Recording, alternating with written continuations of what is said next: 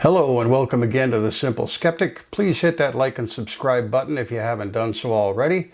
Hit that little bell, you'll be notified every time another video comes up.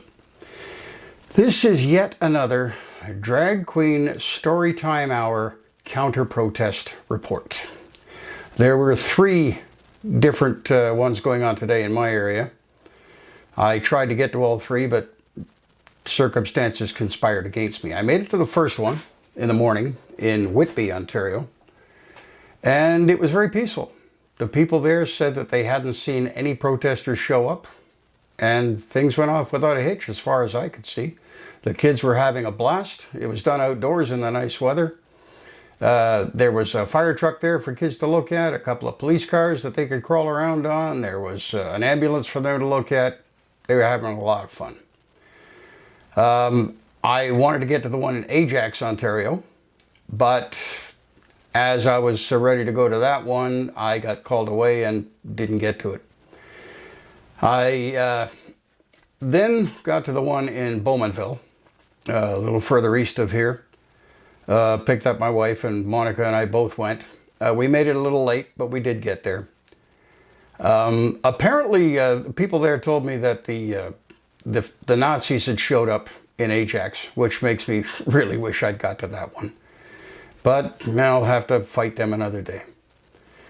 The Nazis didn't seem to be present in Bowmanville, but there was a screaming street preacher there who I saw last week in Oshawa. His minion that was with him last week didn't appear to be with him, and I really wanted to ask that guy something, but I asked the preacher this time. Didn't get a response. What I wanted to know was why they're against drag queens in general. Where does it say in the Bible that you can't do it?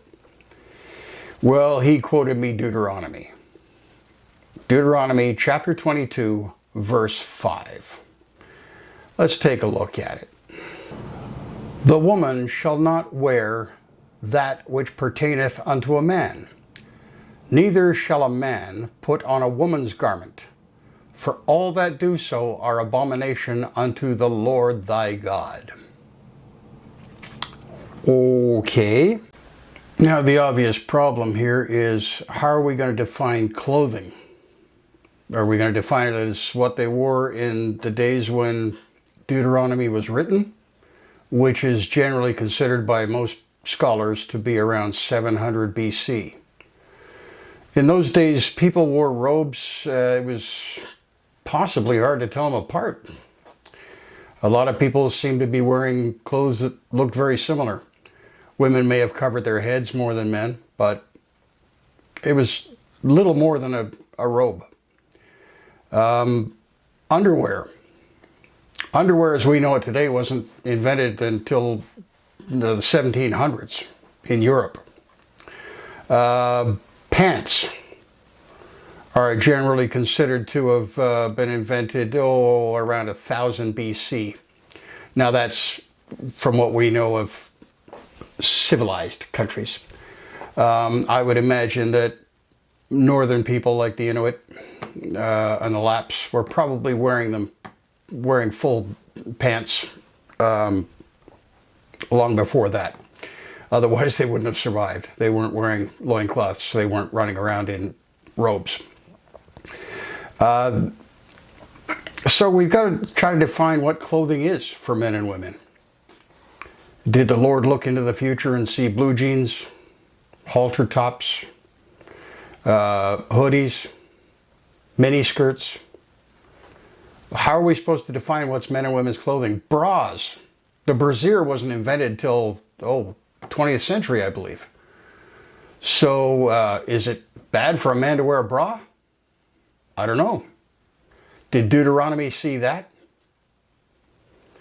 It's hard to say.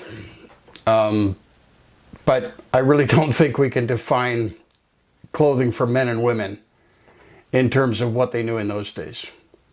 It's not made very clear, but it's an abomination, no matter what. What I wanted to ask this guy is, Deuteronomy is Old Testament. Now, Old Testament law also says that you shall not cut the hair at the sides of your head. I think he's done that. It also says that you cannot wear clothes of different fabrics. I'm pretty sure he is. Those are an abomination. Has he been... No, I'm not going to go into the circumcision thing. No, I'm not going to go there. I'm not going to go there. Don't want to go there. Now, the rest of the protesters there, I presume they were accompanying this guy. Maybe he drove them from his church or something. I don't know. They looked like a real bunch of church ladies. Dana Carvey would have felt right at home. They were very quiet, holding their little signs, and looking like they were only there because they thought they had to be. I didn't engage them. I wasn't going to beat up on a bunch of little old ladies. But this guy outside, he's preaching and screaming about us all being sinners, born as wretched, filthy individuals. Preaching hate. Preaching that people are worthless unless they come to the Lord. Meanwhile, inside, the drag queens were teaching children about acceptance, about love, about family, about the joy of reading, about having fun. And the church seems to think that they're the good guys in all this. No, they're not the good guys. People like this preacher love to hate. Because as I've said before, to them, love and hate is the same thing. They think that by hating people, they're showing them love.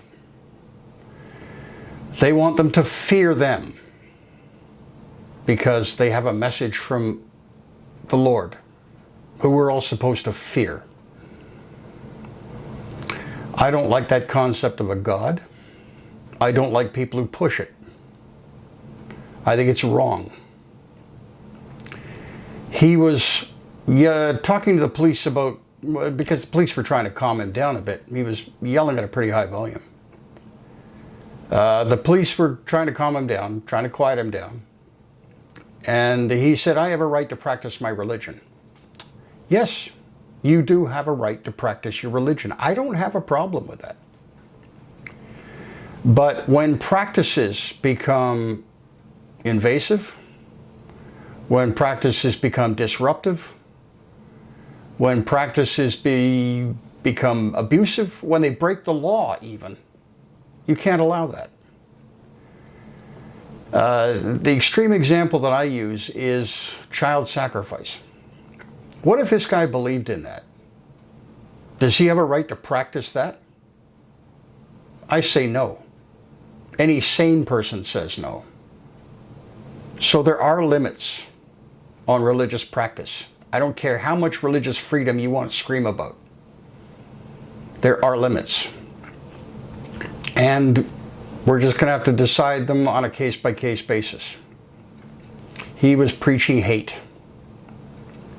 And he needed to be shut down.